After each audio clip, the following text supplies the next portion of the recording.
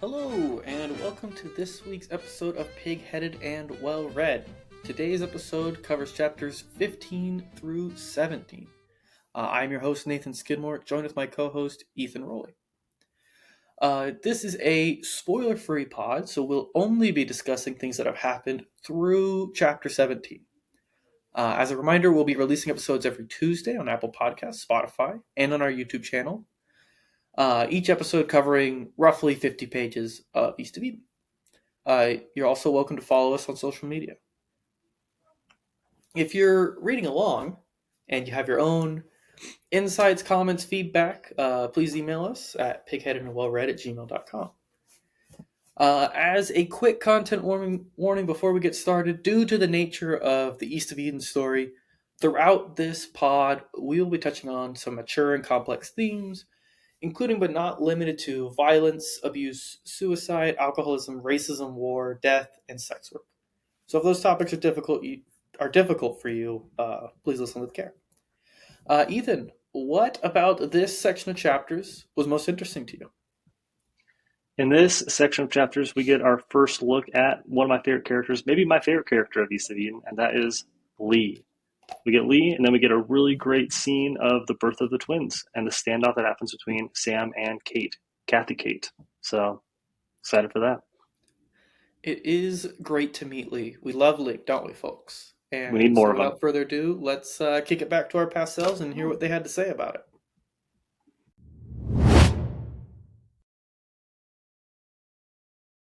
All right, so Adam brings Samuel to his ranch. Samuel accepts a job to work on his wells and even agrees to help birth their child.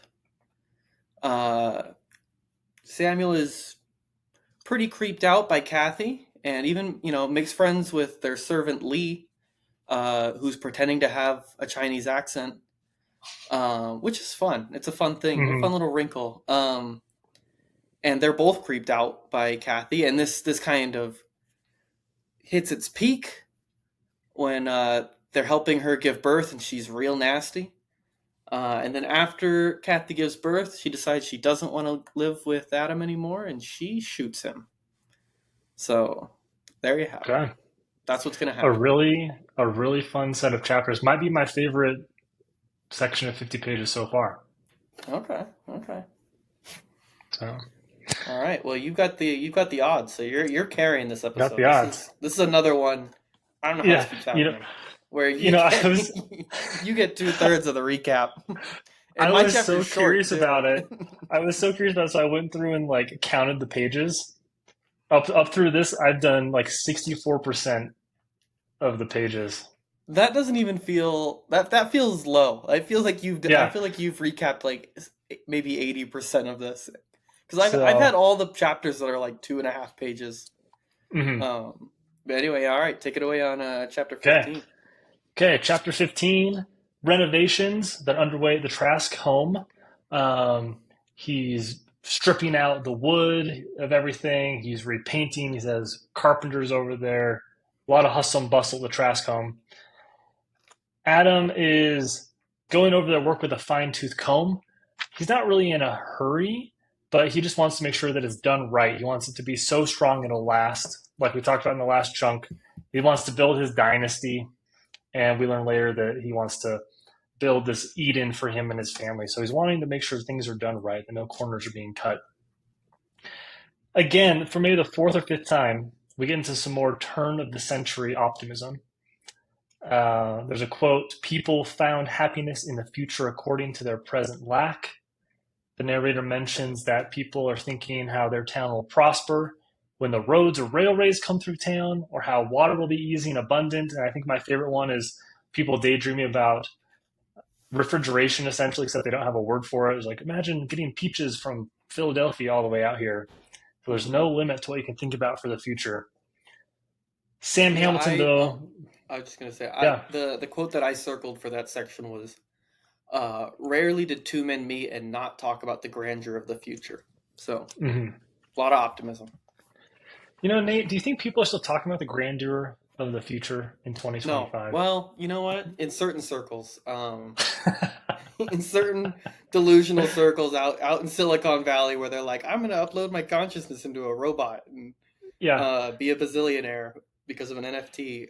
They're talking about how great everything's going to be. The I mean, rest of the us are joke just is holding that on for dear life. once Harambe, they shot Harambe, it went down, and it really every year that passes, it feels like that's more and more true. I haven't been optimistic since we lost our sweet prince. So, I don't know how you're um, optimistic and stupendous uh, well, optimistic I feel is very forward looking. Stupendous is in the now. in the now. Yeah, That's why they call it the present because it's a gift. there you go. Kung Fu Panda. Okay. Yeah, that's where I heard that. Sam Hamilton's able to really toe the line of being happy with what you've got while still looking ahead, but maybe not overdoing it so you get super let down. He's just a really calibrated guy when it comes to setting his expectations for things. So Adam is definitely idealizing his future in Salinas, and he's been idealizing Kathy for the better part of a year and a half, who is really He's writing out the delusional. pregnancy. Yeah, he's totally delusional. It says that she's He's writing out the he's off the pregnancy, deep like end. weathering an illness. He's just so blind to it. And it's really heartbreaking.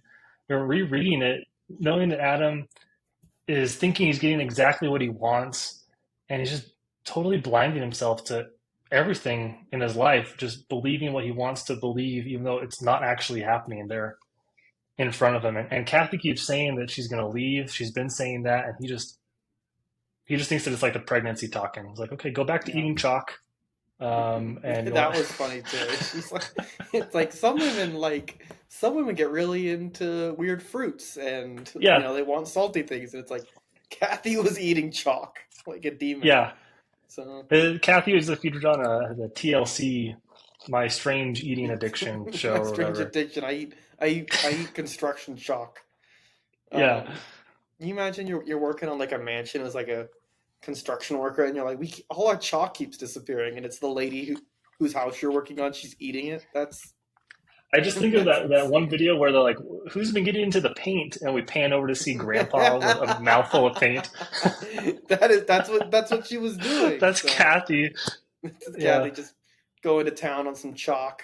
on some chalk. I like to think it's like the big chunks of Yeah, chalk too. It's not she's even eating it like tiny. a raw It's radish. it's sidewalk chalk, like a carrot. Yeah.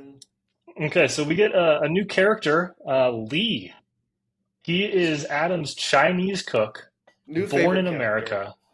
Right off the bat, right? Within the first Right few on the pages, you're bat. like, he Well, takes the cake. he spells it so you know He does. it's an insane Chinese accent, and I was like, Mhm. my goodness, like, and then I go down the page and it's like more of this kind of written out because there's no other way you could write out like he said with a Chinese accent, but like Mhm. Steinbeck's like, no, I'm gonna tell you where he's putting these L's instead of Yep. R's in all his words, and I was like, man, this is crazy.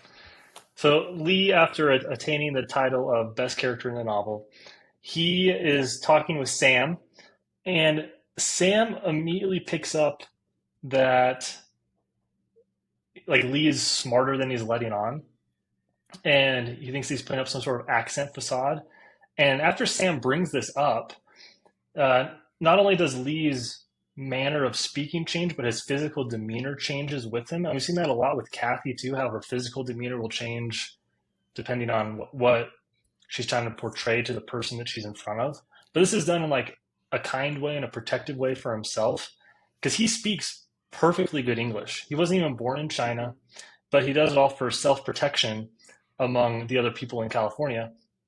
And he states something really interesting that if he went to the people in town and spoke English normally, that they wouldn't understand him. So he has to speak pidgin because that's what they expect of him.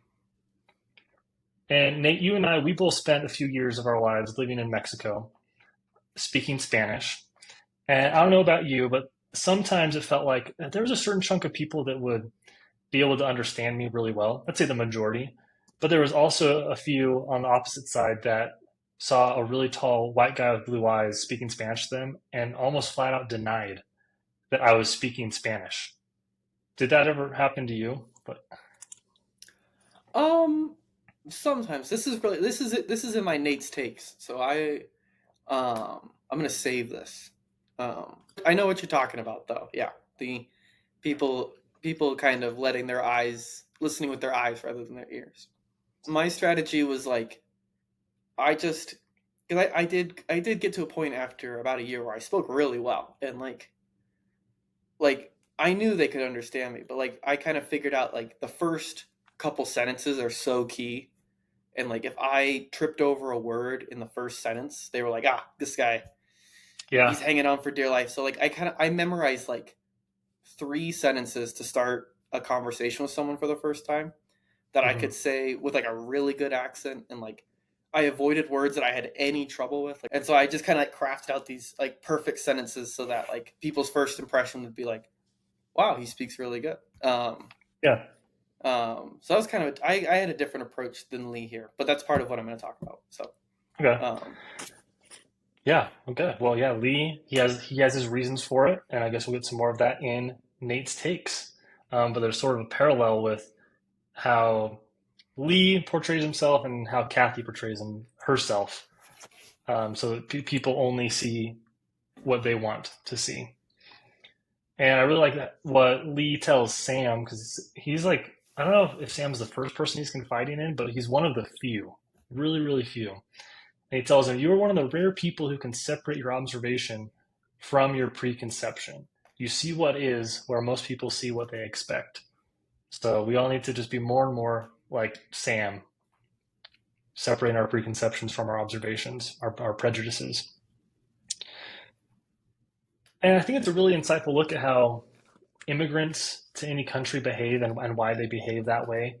Because Sam even brings up Lee's hairstyle. I think it's called a Q, mhm. and it's like that really long, like kind of bald in the front top, but ponytail all the way in the back. And Sam likens that onto him speaking with jokes. He tells jokes to protect himself because people think that Irish people need to be funny, just like Lee brings this up with his hair. So just really interesting that people are kind of like leaning into their stereotypes to protect themselves. I I did think it was funny that Sam said that, Hmm. because Sam clearly is a very good guy, and like it. I don't know, like you said, I don't know if it's the first person Lee's talked to, but it's obviously pretty rare that someone kind of sees through, Hmm. the whole facade. Like So I'm because quickly. like Lee Yeah. comes out and tells him in his fake accent, like that he's from California, so he's clearly comfortable telling anyone I'm from California. And I get it's probably just pretty rare that someone's like, well, then you should speak English. Like, and like actually just like say it to him in a way that isn't like judgmental, but like more like, I know you speak English and you're pretending you don't. Yeah. Um, so Sam is a rare character, but I did think it was a little funny that he was like, "Oh yeah, you know what you're doing is just like me when I'm really funny." And it's like, Hmm. it's like I'm sure like Lee doesn't act like this, but if I were Lee, I'd be like, "You're right. Me like shifting my whole identity and speaking with a fake accent and cutting my hair a certain way is just like you being really funny. We're the same." Um, Yeah. so, but Lee doesn't act like that. But I did think that was just kind of a funny like that's not really the same. But if Hmm. if I was Lee, I'd have been like, sure, dude. Like, yeah, we're the same. Yeah. Like you nailed it. So Yep. uh, So Adam and Samuel go over Adam's land, and we learned that Samuel has another contraption he's invented. It's kind of like a low cost windmill to help get water out of the ground. And Adam's main vision for the ranch, apart from also being like this personal Eden, great garden, is he wants to sell butter and cheese. He wants to have a dairy farm, which is also my wife's dream eventually, is to be on a dairy farm. So you gonna uh, pasteurize that milk? maybe Maybe. I believe in pasteurization. That's good. I'm glad we staked that down for the pod. Yep, It's out there. We're a pro very, pasteurization pod. One of the we are. few. One of the only ones. If We'll that come out makes and you say it. upset, you can turn this off. We like our milk clean. Hmm. We'll do it. Yeah, We're actually rebranding as a pasteurization only pod. you'll Um, have to change from a pig to a cow. Cow, yeah. Um, and this is where Sam whips out this magic water finding wand. And I did some research on this because Oh. I thought it was fascinating. It's called water dowsing or water witching. Hmm. Okay. And it's the practice of divining water's location, and it dates back 8,000 years ago to cave Really? drawings, even. And most experts think that it's a pseudoscience, but some claim that it works. But the thought is like eventually, if you dig deep enough, you'll hit water. So maybe people are just staking their ground and digging low enough to find water. But from the Farmer's Almanac, there was a study done by the Germans in the 90s that basically said during a 10-year research period that the researchers paired up actual geologists and these water witching dowsers, sending them to dry regions like Kenya and Yemen. And scientists were surprised to find that many of the dowsers were spot on when they said this is where water is. In Sri Lanka alone, drill teams drilled 691 wells under the supervision of dowsers and found water 96% of the time. That's pretty incredible. And Yeah, props to you for like reading this chapter and being like, I'm gonna get in the mud here and get to some research. I was just like, yeah, he's yeah, got a. I was just like, he's got a really long stick and he's sticking it in the ground and he's feeling the water. But you're like, no, yeah, there's something afoot. yeah. That's worth investigating. So that's a good fun So fact. So it's something that it's like a gift that Sam has, but it's been done. In addition to location, these people also were able to estimate the depth of where the water was within 10 to 20% of accuracy. No, So there's some real claims behind water dowsing, and you just I kind trust of it with my life. yeah, you just kind of take like I'm guessing like these two L wire things and kind of walk around. You like either wait for them to cross or to like pull you down, kind of like what happens with Sam. Was there videos? Sam, I didn't go so far into videos. I figured the Farmer's Almanac was The Farmer's Bible Almanac, enough that's for deep. me. I've never cracked the Farmer's Almanac. I've never been in those trenches. So, Yeah. yeah, Well, you're welcome. you're Well, you're welcome for you're introducing you're me. you're you're on a new frontier. Sam even states that he doesn't know how it works, except that it does work, and he makes it seem, at least the narrator does, that it's like some sort of gift he has to his humility because he doesn't believe in himself. And I kind of thought of like the beatitude or blessed are the meek, for they shall inherit the earth, because it really is Sam inheriting what the earth is giving him because he's being so humble and able to just go about what he feels like nature is telling him to do. Adam says that he'll spare no expense for water. And we get biblical again. He says, remember, my name is Adam. So far, I've had no Eden, let alone be driven out. A garden that will be a proper place to Kathy to live and for her light to shine on. And I thought this was interesting because he kind of drove himself out of Connecticut because he was itching so badly to get out of there. And I do think that it's interesting, too, that he, like, I guess, I can't remember if anybody's really stated out loud the stories that happen in Genesis yet in this novel, but it's just kind of an interesting, like, I wouldn't call it breaking the fourth wall, but kind of on the nose. I'm Adam. Adam was in the book of Genesis. It is, yeah, especially because we know Steinbeck is like, he almost made their last name Knable because he wanted it to be Yeah. that exact story.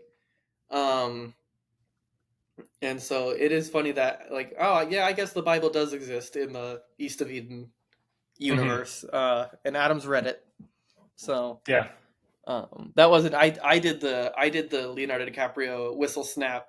Like Eden, yeah, exactly right there. I can't whistle, We're calling so it I out. can't I can't do it. I just had to blow air out of my mouth and be like, "Look, there it is." Yeah. That's all I got. So, did you know I couldn't whistle? It doesn't come I up. didn't know. I didn't know you can whistle, and I actually think less of you now. I think less of me every day that I can't whistle.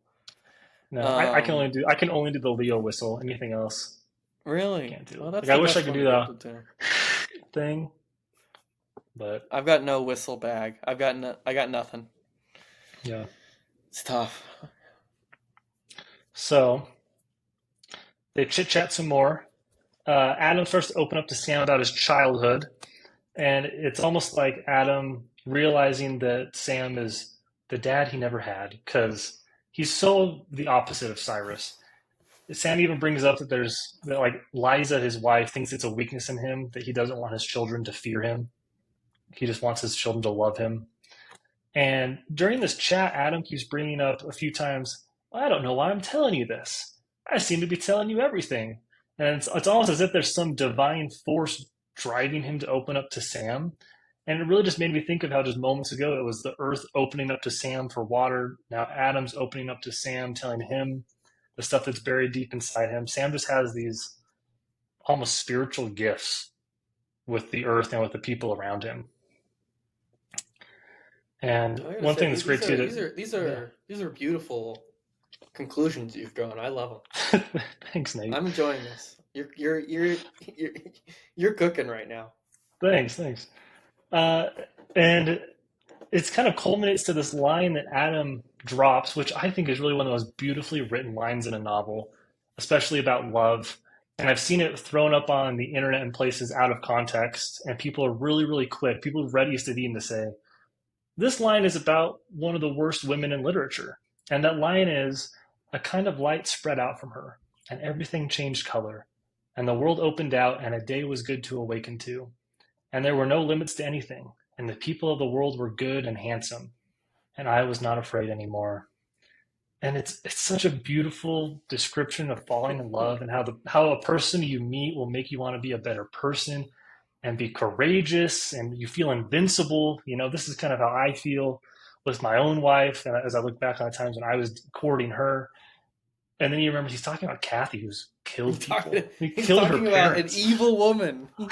Yeah. That is interesting. I think, you know, kind of in the theme of what we're talking about. Like I think it's just an example of how easy it is to like something that's bad and think it's awesome and Hmm. be delusional like that and just get twisted up by something evil. And I think that's something that happens to people um, with all sorts of things, whether whether it's addictions or any other belief where you just end up getting it backwards at some point Hmm. and you fall in love with something that's bad for you. And like, just because something's bad doesn't mean you can't feel beautifully about it. So Yeah. that is an interesting, that I remember reading that too. I was like, wow, this is such a nice thing to say about the worst person ever. Hmm. Um Yeah. yeah, he's It is lost. interesting. And Sam calls him out on it because Adam's like, and all this came out of a hurt little girl that showed up on my doorstep. And Sam's like, didn't you sure didn't come out of you? Because Sam hasn't formally met Kathy yet, and he still is kind of like, are you sure it's not just you idealizing your woman? You're like, how good could this woman be? Like, Yeah. um yeah. So. No, well, this is an interesting part. 'Cause I don't know if you're about to get to this, but after Adam talks for a while, like, this was a paragraph I was struggling to understand, and I was like, you know what? It's Ethan's chapter. He's the one that's got to talk about it. Um, Samuel Yeah. kind of goes off, and he's like, "It's my duty to help you," and like just Hmm. like says a bunch of things about how he's gonna like take his dream and he's gonna kick it in the face. And I was like, I don't know if I'm understanding this. So Hmm. what did that mean? How did you understand that? Please Yeah. enlighten me, because I It was is. just like, I I'm was just reading. I read that putting a that lot off to the too. side.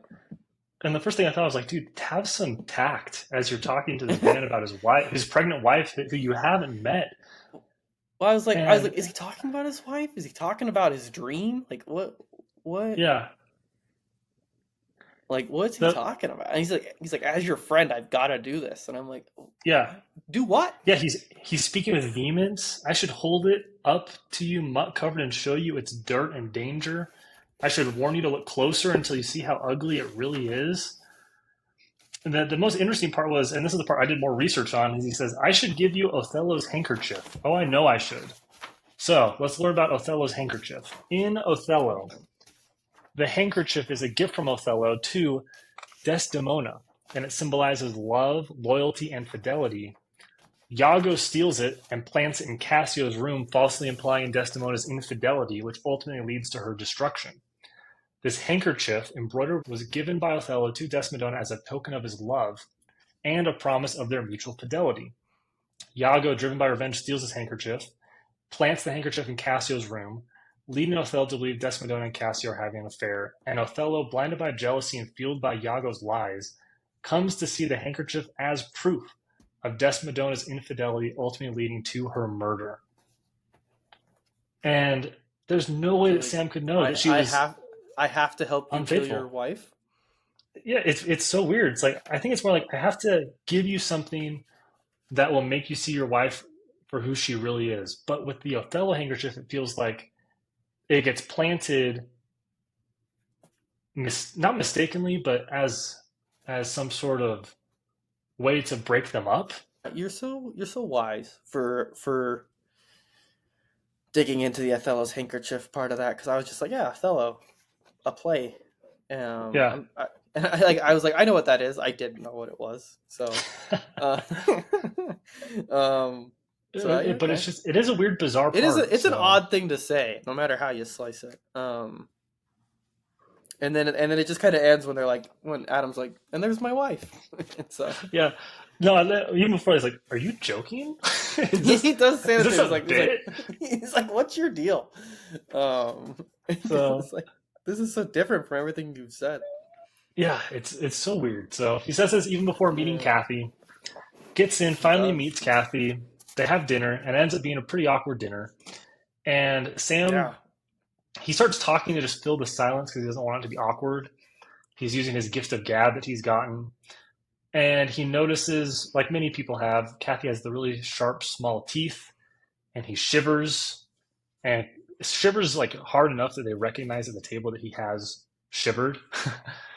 And he just feels off about her. And I was kind of thinking of like, this is like an angel and demon sharing the same space. You can just kind of tell they're feeling each other out, but he's not as, at least here, bold about it, like maybe Charles is, even though they're more similar, her and Charles, to just flat out say, I don't like you, yeah. right here at No, I least. mean that is interesting to compare it to Charles because when Charles kind of sensed her darkness, we kind of were like, he can tell she's bad because he's bad. Like it's like Mm-hmm. two kind of nasty individuals, you know, seeing each other for Yep. who they are. But with Samuel, it is more like an angel and a demon, where he's this good man, um, and he just genuinely feels off around her, where he's like, what is like. It happens a couple times where he like falls into silence because he's like so put off by everything that she's doing. Yep. So yeah, it's an interesting comparison there. It is an interesting part. And Lee comes in maybe before tempers really start flaring from Sam because we saw just moments ago that he really kind of showed some fire that he has in him. Now we know where Tom gets some of that fire. Sam actually does have some of that fire within him, He's got the fire. and he leaves after doing a trick where he just kind of starts blabbing on and then inserts two sentences of gibberish to see if they're actually listening. Realizes they're not, and he heads out. And as he's heading out, Lee asks if Yes, he asks, if he needs to cook. yeah, Lee asks if he needs to cook. So maybe Lee's kind of sensing it too. There's something He's like, weird. I Maybe gotta get maybe out of Lee here. isn't ready for this. And then he even asks Lee, Sam asks Lee if there's something wrong at the Trascombe. And Hmm.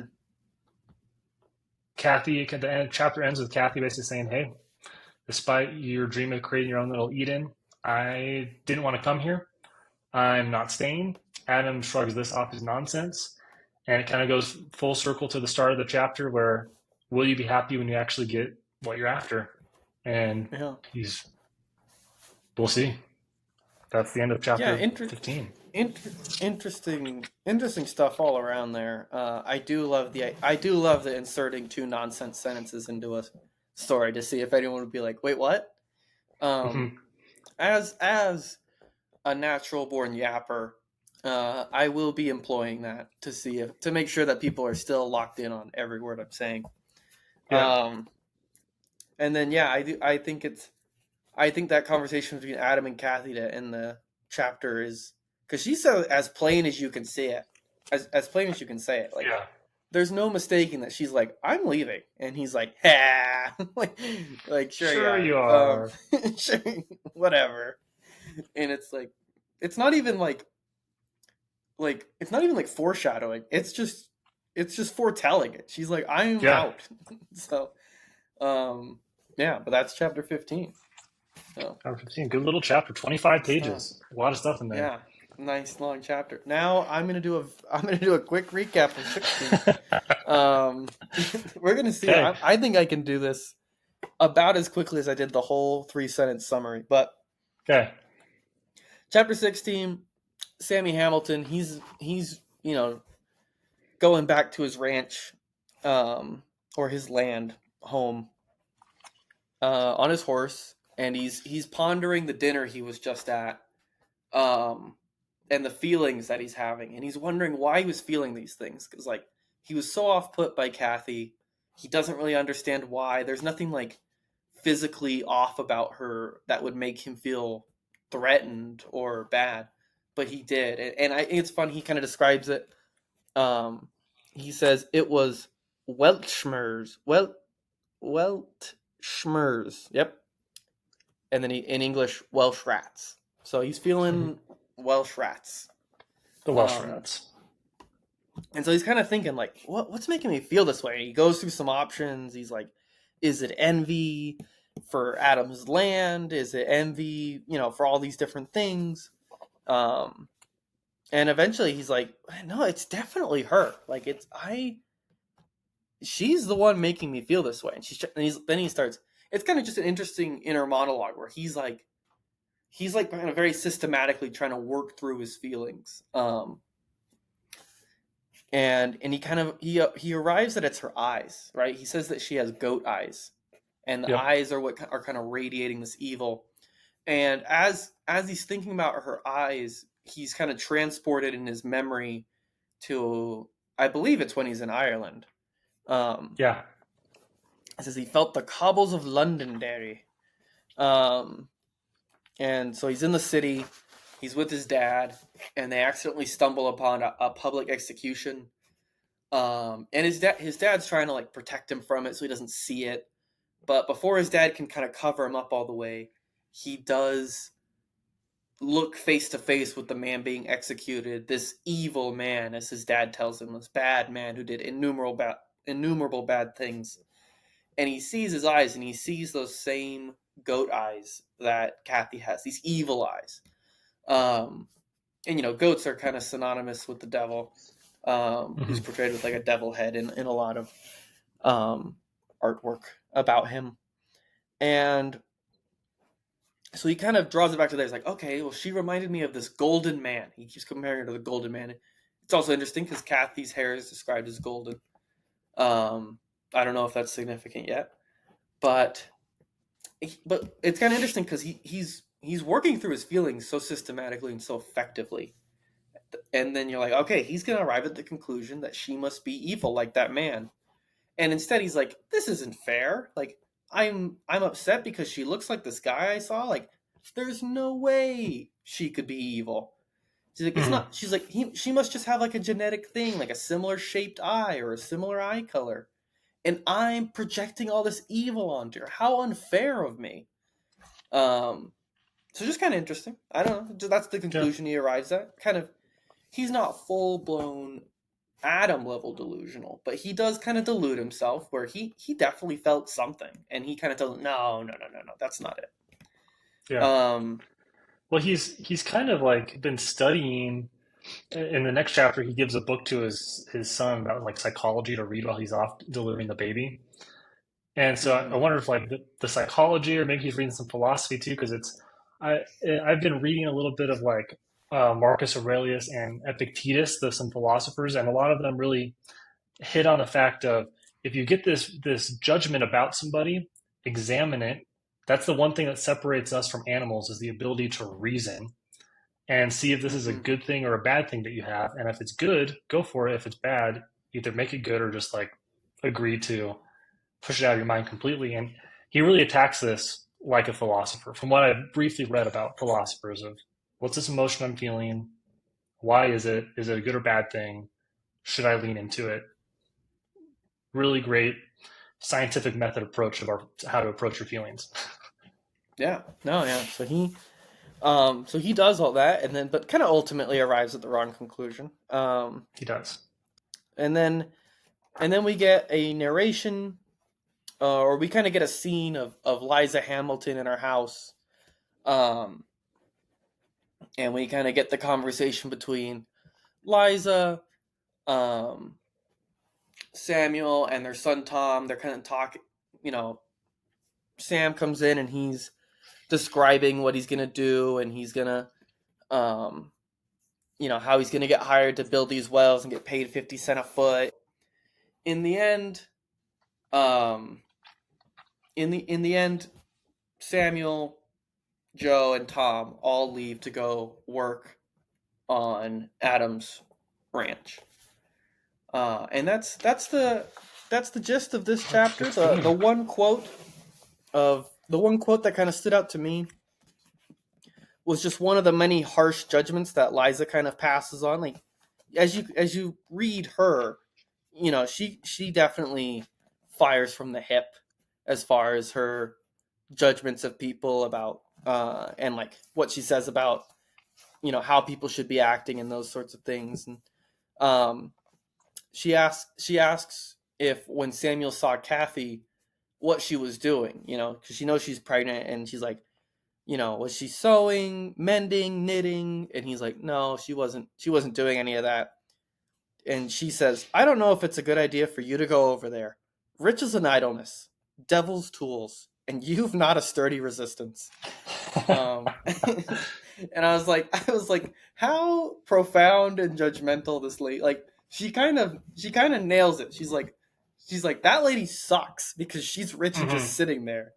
And it's like on its face, you really shouldn't judge people like that. But like, man, what like you get Is it it. a bad judgment? Is it bad to judge if you're right? Is it bad to judge people if I nailed it? So more than anything, like I don't think there's as much profoundness in this chapter as much as it's just kind of some fun logistical details, and you get a feel for what the Hamilton's life was like, where Sam is talking to Liza, and he's like, I'm gonna take the boys, and she's like, who's gonna take care of the house? And he's like, I'll get my other son, and she's like, well, he's busy. And it's just a very kind of natural family conversation. And the dad's like, well, he doesn't even like that job. And she's like, for how much they're paying him, he better like that job. Hmm. And you just kind of get a feel for this world that they're in. And I don't even know if any of it's gonna matter, right? I don't know if George's job is gonna come back into play. But now I do know that he has a job and that he gets paid $8 a week. And it just kind of rounds out the world. I feel Yeah. now when I'm Feels very imagining lived what's in, happening, very real. it's Yeah. very real. Because he just takes like a page and a half to like go through this kind of back and forth argument. Um, and another thing, and then I'll turn it over to you for chapter Well, 17. I've got a question for you Um, real quick about that thought. In a book okay, yeah. this long, do you think it is worthwhile to have these 2.5 pages of a family that we're not sure if they're going to be this impactful in the back 2/3 of the book, or do you think it is worthwhile to have? I think it's definitely worthwhile. I think when it comes to something like this, where this is entertainment, right? You're reading the book. The book was written to entertain and educate. And I think with entertainment, I think one of the most overrated things is efficiency. Like I, you know, when I'm taking something in for entertainment purposes, I don't need it to be as fast as possible. I don't need like the most streamlined version of the story. I like the details. Like when I watch a TV show, I like filler episodes that, like it almost makes me upset like when I see like an article that's like, "Oh, you're like I like this past year when Lost got put on Netflix." And there was an article that went out like, here's all the episodes of Lost to skip. And I was like, you can't skip any of the episodes to Lost. It's a beautiful story. It's an unraveling mystery. And if you skip anything, you don't know the characters. So I like Yeah. for a book, for a movie, for a TV show, for a movie, I guess when I'm supposed to sit there, maybe you could streamline it a little bit. But I will add that caveat. Like I don't need every movie to be 4 hours. Like make Yeah. edit it. But for something like this, where I'm going to be taking it in over days and weeks, give me something like that. Let me feel like it's real. So, Really, that's um, a really insightful take. And it almost totally touches on one of the reasons why like I don't dig audiobooks for reading. Like I know this person that said that he listens to audiobooks while he works at 3x speed. Why are you doing that? like like You what? know? Are you in a competition? What Like is what? what's the point What's of that? happening? Let it happen. Let it wash over you, you know? He's just trying to finish all the books. He's got three Yeah. x speed. That's crazy. Um, he's trying to win reading. He's gonna do it. So, Yeah. um, yeah. But anyway, the last point I was gonna make, and this kind of extends into chapter 17. So I'm gonna say it now, so I don't have to say it later. But I do think it is interesting. Um, it's interesting that the narrator kind of led us to believe that that Liza was this cold, and like, he kind of gave us this question like people wondered why Samuel was even with Liza because he's so fun and great and she's such a downer and boring. But like you see in this chapter and the next chapter how much he relies on her to kind of anchor him down and like make sure that he is charging people for the work that he's doing. And like when he gets in trouble in the next chapter, the person he wants to come help him is Liza. Like I need Liza, I need her to come and bring some clarity. Like I'm like seeing demons and I'm like my head is spinning right now. I need Liza. And so I just think it's interesting. The narrator wanted us to believe that she's some curmudgeon. Um but I think she is important to Samuel. Even if she's not, overflowing with bubbly energy and praise. Yeah. Kind of more the spouse he needs rather than the spouse uh he would maybe ask for. So that's what For he. sure. That's who. Yeah is a that is interesting. And then just kind of I guess the first. I'm gonna steal the first like um sentence of chapter 17, and Oh, okay. feel free to, but like in the first sentence of chapter 17, the narrator says like earlier I called Kathy a monster. I don't know if that's true. And it did kind of open my eyes to the possibility of like an unreliable narrator, like because that's a trope. Like when you can see it in all sorts of books and movies. Like, oh, is the person telling me this story unreliable? Like, do I have to doubt what I'm being told? And I didn't really consider that. I considered it to be a truthful narrator. But now he's like going back on things he said, um, and just being like, the thing I told you earlier, maybe not. Hmm. And so it did kind of open my eyes to like I should be drawing my own conclusions about each of these characters, rather than Yeah. simply letting the narrator tell me what to believe. So anyway, that's chapter 16. Yeah. Over to you. Okay. Chapter 16, awesome. 17, I agree. And a bulk of the good chunk of my East of Ethan is this first paragraph from chapter 17. But just continuing to just go off what you said, because I'll save the bulk for later. Him talking about, well, maybe she's not that much of a monster. Maybe I really need to think about it. And he's saying this because we don't know if she's a monster or not because there's little meaning to, we can't prescribe meaning to it. We can't say that she's bad if we don't know why she's doing it. Right off the bat, hard disagree from me. I really think you can know someone is bad without fully knowing why they act bad. And I can see where the narrator is coming from, especially after just getting that beautiful picture painted of Sam digging into why he's feeling this way. He's maybe saying, like you were saying, we need to examine this ourselves. But I don't think Kathy is the stereotypical school ground bully who picks on kids and steals their lunch money only for us to sympathize with him later when we see him at home and his dad's putting out cigarettes on his thighs and his mom's shrieking at him. She's evil. She killed her parents. There's no excuse for it. And I don't know why the narrator puts that except for maybe to really try to shock us when she shoots at him at the end of this chapter. Yeah. But it was Yeah. just weird. Like maybe trying to lull us Yeah. back to sleep just and then pew, she Just shoots him. kind of like kind of make you think like maybe not as bad. Like psych bad. So, Mhm. um, yeah, no, I hear you there. That is interesting. Yeah, very cool. So I'm excited for East of Ethan when I get to hear more. yeah. Um, So physically, Kathy doesn't look pregnant, which is a really interesting thing to note. It looks like her body is ready to bear a child but not raise it. Her breasts aren't getting larger. Her body isn't like making way for the baby. It's just normal and then belly, which is kind of funny for what will happen with the Netflix story because when you make a woman pregnant in a movie, they already kind of look like that because they're just putting on a belly suit. yeah, So I it'll wonder be if I perfect to do it. wonder if they'll catch any flack from people that haven't read the book. And people will be like, that was a really unconvincing looking pregnancy belly for Florence."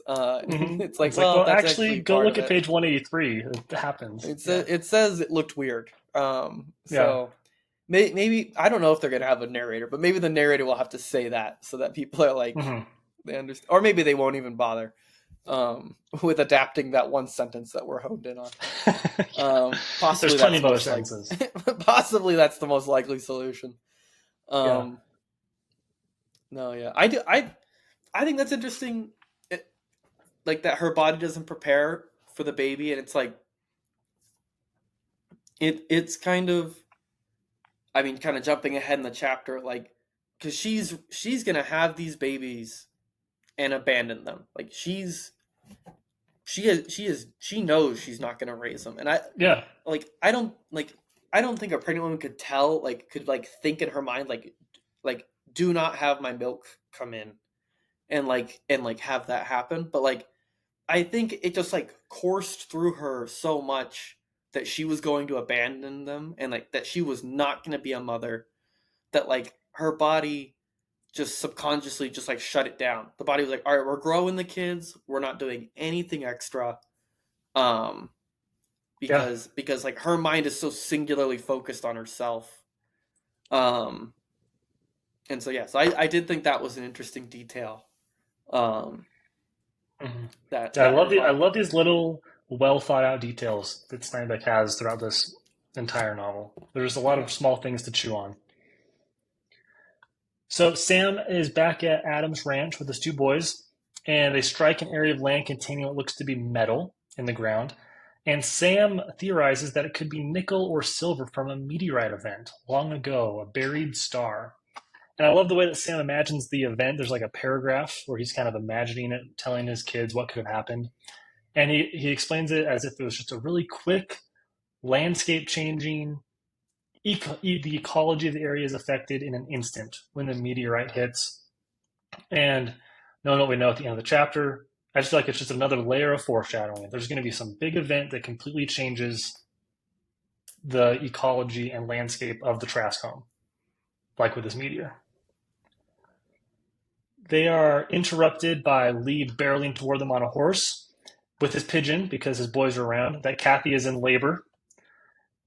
We know that Sam knows how to deliver babies, but the narrator has no problem bringing that up again, that he's delivered babies before. It's just like Steinbeck, that happened 100 pages ago. Just assume that the readers have a bit of memory, that we remember that he can deliver babies, but it's okay. Yeah, and he leaves his boys reading that psychology book after they promise not to tell their mother that he's letting them read the psychology book. And a funny detail too is Lee says, I have that book, but just in summarized form, along with other volumes. So Lee and Sam are really kindred spirits. They're both reading the same psychology books. They kind of see life the same. They're preparing to make a really good duo. It feels like. Yep. Okay, so they're on their way to the Trask home. Sam asks Lee about Kathy's demeanor, but he's really trying to figure out what Lee thinks about Kathy overall. And they come to the conclusion that there's some weird strangeness about her. Lee says that he's been thinking over Chinese demonology ever since he's been around her.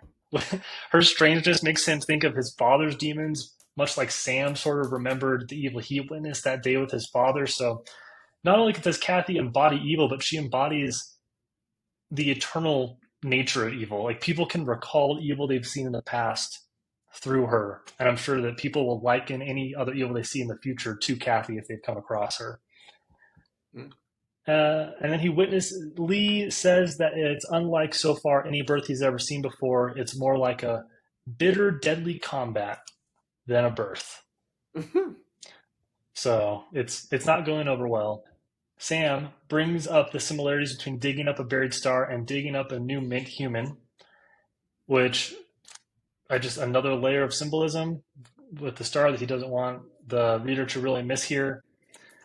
So they get to the Trask home and they find all the windows have been covered and the room where Adam and Kathy are is completely dark because the light is hurting Kathy. She can't be in the light. Sam manages to convince Adam to leave the room by threatening, I will not help you deliver this baby unless you get out of here. And that gets Adam out of there pretty quickly. He Yeah, uses the I same my threat to my note Kathy. my note for this section was Samuel Hamilton goes beast mode in the birth room. Like, he's all nice. He gets in there. He's like, "Get you, get out, window open." Yeah, It's like, oh my gosh, like like he's taking he over. knows what he's doing. Yeah, He does. He's not and yeah, messing he around. just feels weird about Kathy. So I think he's He's just like, trying to he's like, stay pure this is business. no, there's no time to be telling jokes right now. Yeah, Um, this is serious, Sam. yeah. So yeah, he uses the same threats to get Kathy to start answering his questions instead of just staring at him menacingly. Sam is again filling the silence, trying to make talk with her. He asks her about her scar, which he notices is darkening. Mm. And Kathy takes her little sharp teeth and bites his hand and like locks the jaw and mangles it like a dog chewing a rag doll. And he can't get her off his hand until he slaps her on the cheek. Well, actually, he slaps her on the cheek and nothing happens. And then he has to start choking her for her to Yeah. finally let go of biting Yeah, his hand. he has to choke her. He has to choke her to get her off of him. Yeah. So Um, in action, the quote, "Don't bite the hand that feeds," for sure. this is such a crazy scene because she is flipping back and forth between like this glaring Innocent snarling girl. devil, Yeah. and then she just like flips it to like her kind of default, like, I'm just a baby, I'm just a little girl who's I'm scared. And just a it's like, girl. Yeah. yeah, just a The girl Fred who's Armisen. scared. I'm a baby. I don't have Um, money. I, yeah, I'm just a baby. That's what she's I doing. can pay you in She's flipping blocks. between like, but yeah, exactly. That's what she's doing. That's what she's She's doing. flipping between like teeth bared snarling at him to just like, I don't know. Like, I don't know why she's Italian now. She's an Italian baby.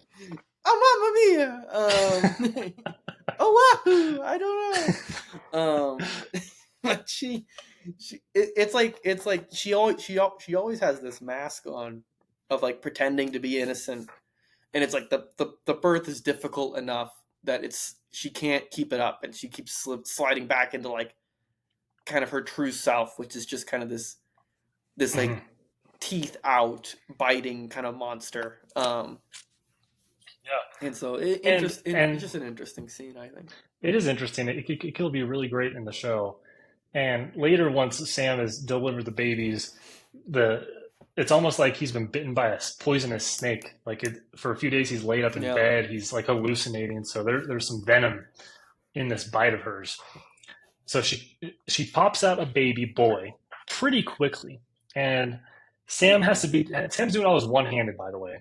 So he delivers the boy one handed, and then he starts delegating tasks to Lee and Adam. Notices Oh no, job's bad. not done, job's not finished. It's not. Twin boys. Sam cleans Kathy up, who remains expressionless this entire time. He wants to present the babies to Kathy. She doesn't even want to see him. She just wants the windows covered and to go back to darkness. She's done. The boys are out. Now she just needs to recover and get out of Dodge. And against his own will, Sam finally is just like, I don't like you. All it took was Yeah, the I mom not wanting to see her boys for him to be like, okay, you're the worst. I'm just going to tell you this flat out. I did note that thing. I thought it was funny that he said that. Like, after everything he did, he was just like, his last word to her was like, "I don't like you." Mm-hmm. It's like, it's almost like it slipped out. Like, he didn't even want to say it. Like, he was just kind of like, after everything he just did, he's like, "Oh, you Yeah. suck." You are the Like, worst. And it's so real. Like there's so many people that I wish in my last ever interaction with them I was just like, I don't like you. Like, there's so many people out there that I despise, that I truly dislike, that I will never see again. And I'm certain when they think of me, they're like, my friend Nathan Skidmore. And I'm like, I hate you. Like, because I never had the courage to just be like, all right, last time seeing you, man. Like, I don't like you. Goodbye. So Yeah. that's what And Samuel and I gets. like He too gets that to be it's like, it's so simple. I don't like you, but it I really don't is like you. like the equivalent of go to hell because Sam is such a nice, angelic dude. This is like the worst he It could makes you want to say. reach out to people and just be like, and just let them know, like, hey, by the way, I never got to say this. I don't like you. Hope this email finds you well. Um, I Don't don't like you. like you. Don't like Hags. you. Hags. Simon Hags. Email so signature has Hags in it, and then my my I cell don't phone like you. number and Hags. Here's where you can reach me. Here's you can reach me. Sam, this is where Sam realizes that he needs Liza, like you were mentioning earlier. He says that she's like his canary in the coal mine to know if this feeling of dreadfulness in the home is for real or if he's just imagining it. And Liza stays for a week. She gets the trash house in order. It's funny. It says her dealings with her useless son Joe have prepared her for useless new dad Adam. So Joe did play a part in the grand scheme of things. There you go. Yeah, See, good for Joe. she just has Adam keep cleaning the windows. That's his only task. He can't do anything else. Once she's done with the And then week, she has to go and do it. Like yep. he cleans the windows, and then she has to go. Yeah, So useless Adam. Like, I do. The quote that I circled here was she says to Samuel, she says, "The Lord in His mercy gave money to curious people, perhaps because they'd hmm starve without." And I was I like, highlighted that too. you know Good what? line. I'm I'm adding that. I'm adding that to my to the innermost circle of my beliefs. Yeah, That's why some people have all the money. Is because they wouldn't they'd make start it. without. They'd starve without. They're not going to do well. So Liza's assessment of Kathy is pretty interesting. She says, I can find Yeah. no real fault with her, save perhaps a touch of laziness, and yet I don't like her very much. And she notes that he tends to her more than he tends to the babies. So the babies are just like, Kathy is not watching them, These Adam's babies are not watching them. screwed. And knowing what we do about Liza, I would have thought her assessment of Kathy would have been a lot more harsh. Yeah, Um, I would have as well. but it's pretty factual and to the point, and even Liza has kind of this tough time truly defining evil. She's like, I just Hmm. don't like it. I just feel weird Yeah, around I it. don't like them. So we get to the Yeah. culmination of this chapter. It feels like really this should have been like where part two ended. But Kathy gives Lee a break, says go to King City, leaves her and Adam all alone. Adam comes in with supper. I can't imagine it's a very good supper since all I can do is clean windows. Kathy is dressed in black in this room surrounded with black sheets, so it's a pretty striking visual. There's just black everywhere. And she tells Adam, Hmm. probably for the 900th time, I'm out of here. He still doesn't believe it. And she brings up, I've told you this before. And Adam's like, what about the babies? And Kathy says, just throw into a well, which He's funny because they're she building says, so throw many in one of your wells. wells. Yeah, Like, oh, you love wells so much? How about you throw a baby in it? yeah. So, Well, and I'm surprised he didn't, since he's like, he could have well, we don't know. totally thrown a Given baby in a time, well. yeah, he would So throw a Adam baby in a put, well if she asked. If she was he like, totally would. "I'll stay if you throw the baby in the well," he would throw. He He would would do it. Gronk spike those babies in a well. He's Yeah, so out there. way out. So Adam gets a little physically aggressive, pushes her back, and then Kathy gets out and locks the door with him inside. He hears her rummaging around, and then he's able to open the door, and Kathy's pointing a pistol at him. Adam takes a step toward her. What was he going to do? I don't know. He takes a step toward at least some action. I can't imagine he was going to actually hurt her physically, but we'll He's gonna never know put his because she shoots him in the shoulder. he's gonna put his finger in the barrel. So she shoots him in the shoulder, looks at him on the ground, tosses the gun to the floor, and leaves. And the closing sentence is really great because it details to us that this whole time, during this whole fiasco, the twins have been crying. And now Adam finally hears them. He can finally hear the noise that He he had noise never canceling, found. love noise canceling headphones on to these babies. And that's how it ends. And just while we're talking here for the Netflix thing, I would love it if that's how the scene ends, if the baby's crying slowly fades into the foreground. It'd be a good Yeah, touch. no, for sure. But quite a Um, chunk of chapters here. Pretty dramatic, and I this was probably out of all of our stops, because as we know, I'm not. Spoiler I free. don't know what's gonna happen. I'm not reading ahead, and this was probably the closest I was, just being like, let me just read the next chapter and see if Adam Mm-hmm. survives. See it because like they sent the servants away. If Adam bleeds out, those babies are gonna die too. Like I'm Yeah. assuming they Where's can't. Lee? Like we'll get to our predictions, or but I this was the closest I was to just being like, well, I definitely need to know what happens. Like I have to read ahead. I didn't. I don't know what happens. I have no Committed idea. to the bit. Yeah. I am. I am. If there's a bit to be committed to, I'm committing to it. I'm not gonna not commit to the bit. Um.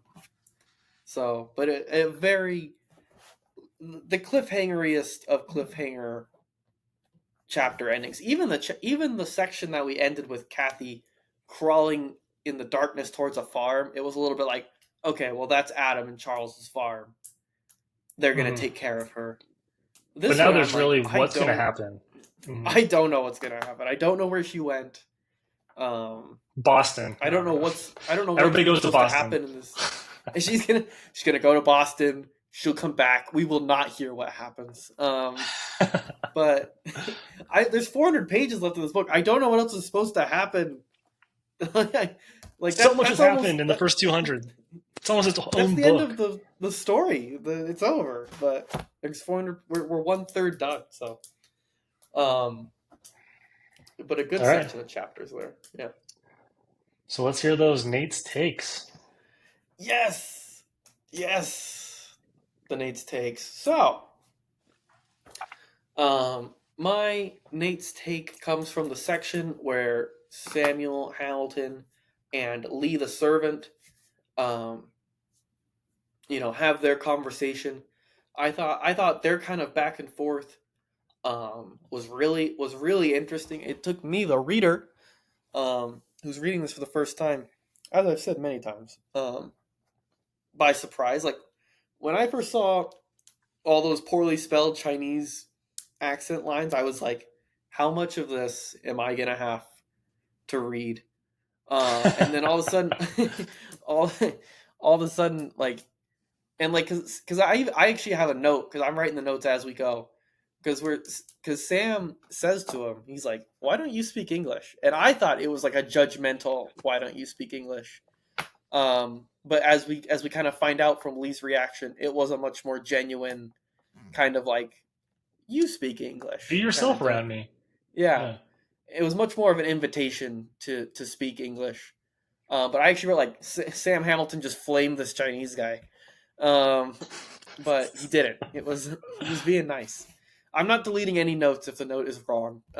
So, We're not about but being right on this pod. We're all about adding something to this book that we're taking away from we it.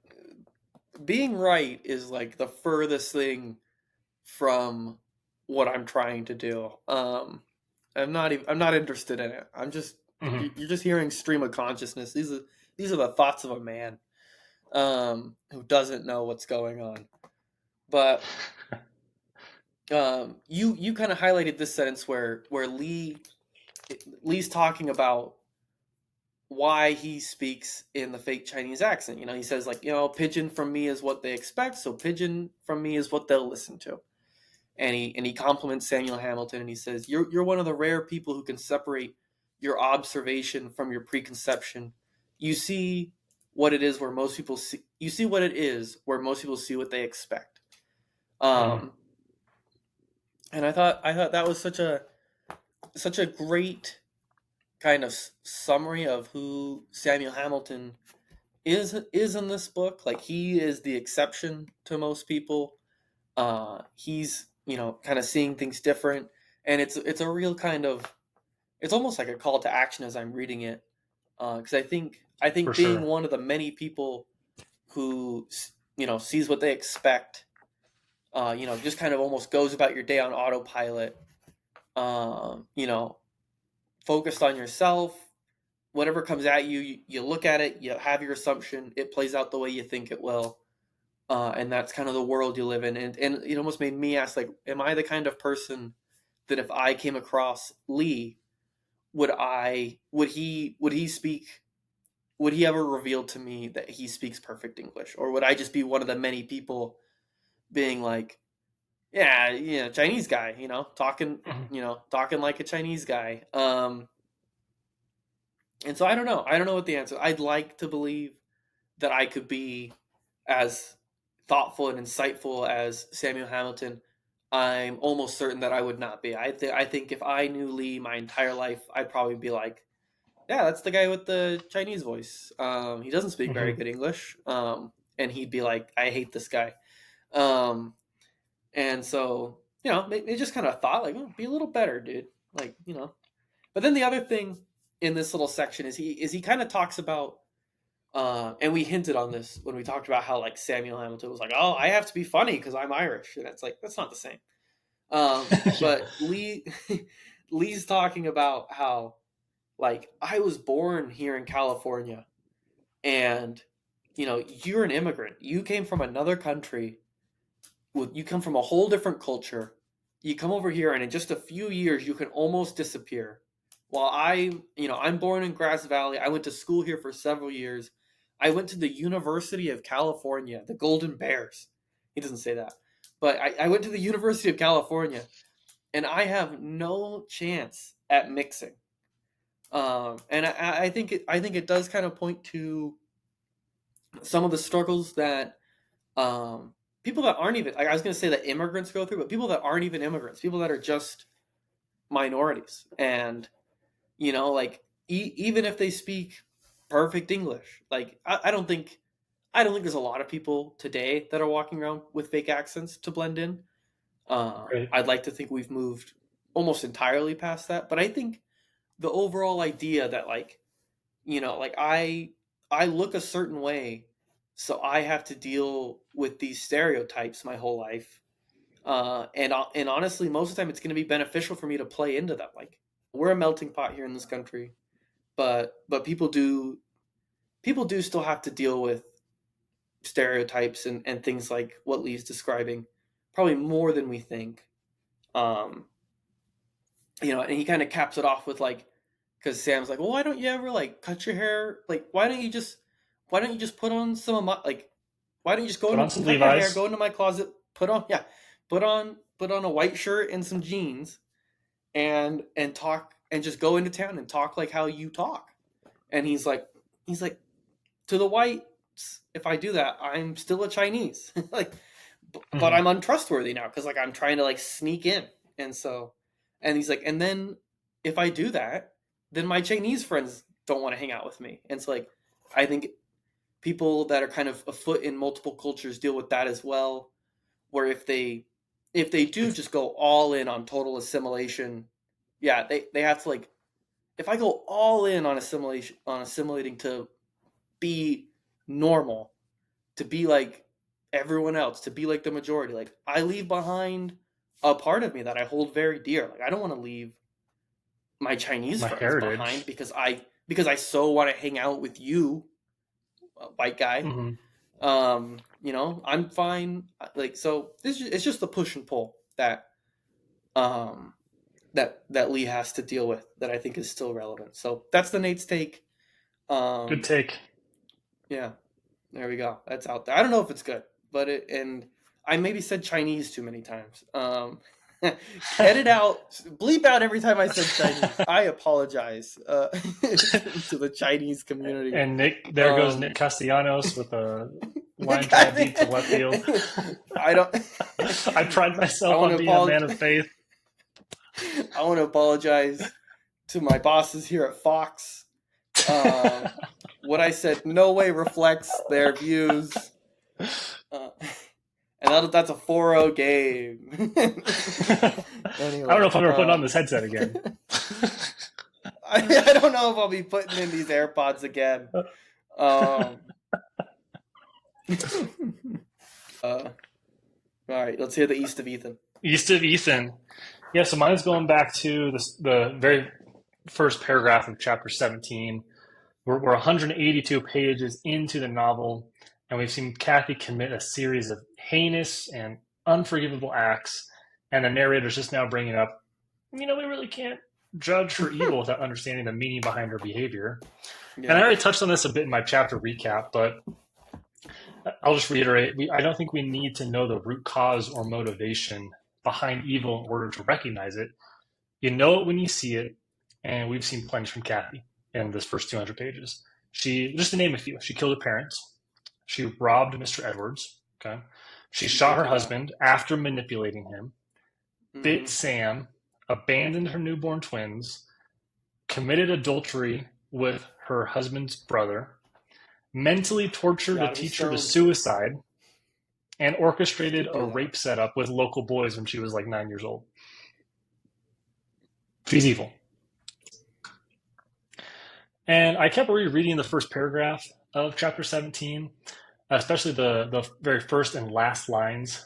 Um, and I agree, it is a lot easier to call someone bad when they've been so blatantly bad, but the hard part is digging for meaning. And I'll give Sam credit for trying to find this meaning. He pushes himself to really understand why Kathy fills him with so much despair. But I think ultimately that one of the biggest themes of this first third of the book is that evil exists and we try to understand it, but we can't. And almost like there's no point to really understand it. And it made me think of this book I read at the start of the year called 2666 by Roberto Bolaño. And it's one of its major themes is also that, where humans have a deep need to assign meaning to everything, especially the evil we see in the world, because if we can explain it, then maybe it won't haunt us as much as it does. It makes me think of like why people listen to true crime podcasts or that series Manhunter. I found really interesting because people were trying to understand why serial killers do the things they do, and then us as viewers are trying to watch that. Just we try to narrativize the world, and we build the stories from the fragments of stories that we have. And I think that's what the narrator was getting at: is you don't have the whole story of Kathy; you have enough from what you have. Will you call her evil? And in 2666, it's a bunch of detectives in the middle of the novel, and they're trying to solve a series of murders of women in a border town in Mexico. And it's like a 300 chunk page of this novel. The novel's like 800 pages, like 300 pages is just these detectives trying to solve these crimes. And over time, they exhaust every lead that they can, and they try to turn over every stone. And finally, one inspector turns to another and says, you really shouldn't try to find a logical explanation for the crimes. It's up. That's the only explanation. And that's how I feel about Kathy right now. She's evil. That's it. That should be enough. We shouldn't deny it like Adam does. We can't let it consume us, though. And evil is hard to define, harder to comprehend. And I think Steinbeck does an impressive job showing and telling, not just giving us the evil facts, but also he gives us a variety of ways that people respond to the evil, and we can kind of see how we respond to evil. So Adam responds to it with outright denial. Kathy's parents recognize something's wrong, but kind of hope it goes away on its own. And then Sam and Lee, they stew on it and they try to make sense of it, and eventually Sam confronts Kathy, this evil, directly. So that's my East of Ethan. That's my take. Evil's out there. We try to comprehend it. We can't. We just kind of have to learn to live with it. A little bit cynical, but I'm interested to see if Steinbeck keeps exploring this, or maybe if he explores a little bit more of the opposite of this, the inverse of, but what about good? can, can we fully comprehend the meaning behind being good? So, Yeah. Well, now we got to put an explicit tag on this episode. yeah, You're I thought quoting about it. I was like, 2666. I just think that that's like the only word to convey it. That's the harshest word out there. So It we is. can It bleep is. it. Yeah. It's deployed. you're chief editor, so that's your prerogative. Yeah, But nice. I like the East of Ethan. In favor. All right, we're doing good on time. We're at 90 we minutes. are. Yeah, we're yeah, we're going much faster than usual. we are. All right. We're So what do we moving. have left? Okay, so Netflix. I tried to be concise here so I wasn't just rambling about what I want to see in the novel. Okay, I've really just got three things. The first one is let's have Kathy's scar grow darker briefly in the moments of her silent evil. Not really draw attention to this, but just let it kind of grow dark. I think that should happen. And then I like the idea. I would alter maybe visually for TV the final part of chapter 17 where she shoots him, and I think that it could almost be Mm-hmm. like a Silence of the Lambs where they're in all dark at the end, and she's trying to find Buffalo Bill, where it's the windows are all covering everything, the door closes, and it's dark, and Adam's trying to feel out where Kathy is, and then maybe she shoots him in the dark. Could be a little bit more Mm. suspenseful for TV. And then thirdly is in books you can explain the evil's expressionless really well, but I'm not sure how well that would work in a TV show. And so I would think that maybe using the Kubrick stare, which is where the head is tilted down, but eyes look up, Jack Torrance and everything. I think that can maybe I be used better. Yep. I'm trying to do it. I don't think I have a face for it. I think I have the glasses. I don't know. Yeah. Oh yeah, no, that looks pretty evil. Yeah. I think that should be used instead of just the If I do it longer, like I'm expressionless. getting more menacing as this is happening. Yeah. It helps that Evil like my, incarnate my right chin here. hairs are coming off my chin right here in a very menacing way. Yeah. Um, no, I hear you there. I was gonna say that one thing that's gonna help is I think the music, because like I Yeah. think in in the book it's a lot of describing the feelings that people are having, and I think in a TV show or in a visual medium, um, the music will help you kind of understand how you're supposed to be feeling. So like they're having this dinner, and like I think they can play it very emotionless and like kind of normal, but like they can kind of put this uneasy music to kind of hmm show how Kathy's Samuel's overture. feeling as he's yeah she probably will have kind of an evil theme, um Yeah, and good so point. I hadn't I thought think about the music. the music will help, which I'll have to I'll have to actually turn the volume up on my TV. I'm a big like low volume subtitles, hmm um which this goes Same. directly in contrast to my rant earlier about like taking in all the details, but I you're not do you're I not do speeding tend it to. up, so Yeah, I'm not speeding it up. I do watch on a low volume sometimes, especially with a baby. So the but yeah, I think the music will play a role. I think like the whole section of him arriving and like the like DIY abortion that she did, and the introduction of Samuel Hamilton, that'll kind of end an episode, and then the next episode will kind of get Samuel agreeing. No, I think Samuel agreeing to work with them, and the dinner will be the end of an episode, and we'll kind of get the episode will end with him kind of leaving in a hurry, and then the mhm. next episode is him like telling his family he's gonna go and arriving, and then maybe like we got to see some time pass, um, and then I think it'll be a good chunk of it will be this birth scene, and it's gonna be kind of a one-on-one showdown with Samuel. Yeah. Did I call him Spencer again in this episode? I don't think so. I don't think so. Yeah, I'm doing it in my mind though. Spencer Hamilton. Spencer Hamilton. Shout out Spencer Hamilton. Shout him out. Um, don't know where he's at. He's not. If he's listening to this, Spencer Hamilton, you are not one of the people that I haven't seen in years that I would like to say I don't like you. I do like you, Spencer Hamilton. You are a good man, probably. Um, and so anyway, I think that's gonna be a good chunk of the is like this birth where she's evil and then she's innocent and she bites him and then him kind of going away and then we'll come back to this where she shoots at him. And I think it's a very natural. I feel like we've only read through what are going to be like the first two or three. How many episodes is the whole show? 8. Eight. I feel like we've only seen two, maybe three episodes. I think a lot is still going Yeah, to happen. I think so too. Yeah. All Okay. right. What's left here? Steinbeck stats, and then your predictions. Oh, we love the Steinbeck stats.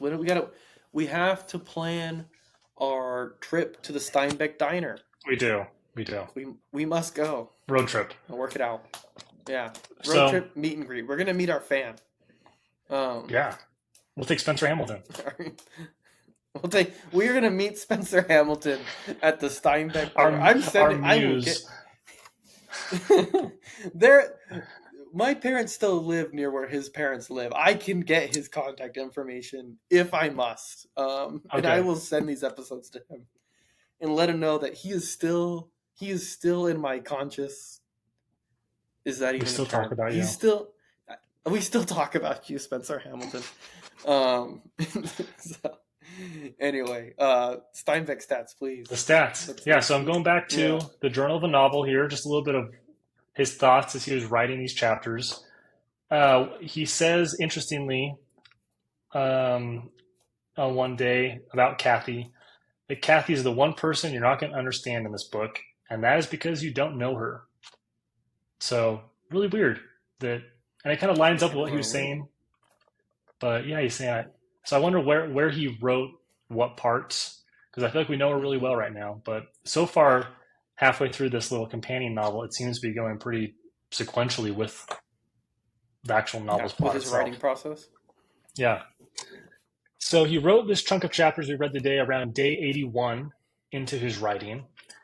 And as he approached it, he anticipated that the chapter of selling the ranch and the birth of the twins and Kathy's departure would take 2 weeks to write. And he notes that he crosses the 100th handwritten page on the first day of May, so around day 90. So 3 months, 100 pages, which equals about 200 pages or so in the book so far. Really? And so his written page to typed page ratio it's more typed pages than written pages. yeah, So what at does his least with handwriting this, look like? Is he writing? Is yeah, he writing on maybe it's really tiny. How big are these? Writes really tiny on these big pages. Like, how is 200 printed pages 100 handwritten? How's he doing this? Yeah, maybe he wrote other stuff later and plopped it in. I guess. So Yeah. has to be what it is. And around this time too, it's the same time that the director of the '50s film first meets with Steinbeck about the novel and the script for the movie, the screenplay. So he's kind of writing the screenplay and the novel at the same time. And let's see here. He also says when he's introducing Lee, he's telling his little friend Pat, now you're going to like Lee. He's a philosopher and he's also a kind and thoughtful man. The book needs his eye and his criticism, which is more detached than mine. He also says, I have known so many of them, remarkable people, the California Chinese. So he really thinks fondly about these California Chinese people. Yeah. And then lastly, when he's talking about building up Adam's plans for the ranch, he says, a rich life is rich in plans. Plans are daydreaming, and this is an absolute measure of a man.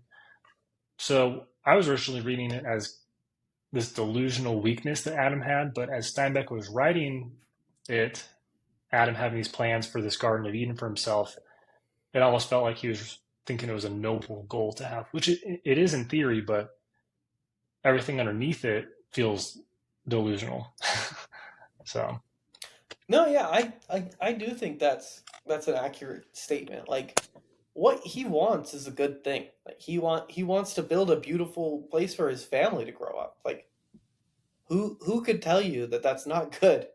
right. He's just chosen the worst possible partner in this venture, in Kathy, and so, but like I think he does. I think he does show like the way he speaks about her is very beautiful, and even though he's a bit useless, according to Liza and according to what we can tell, right?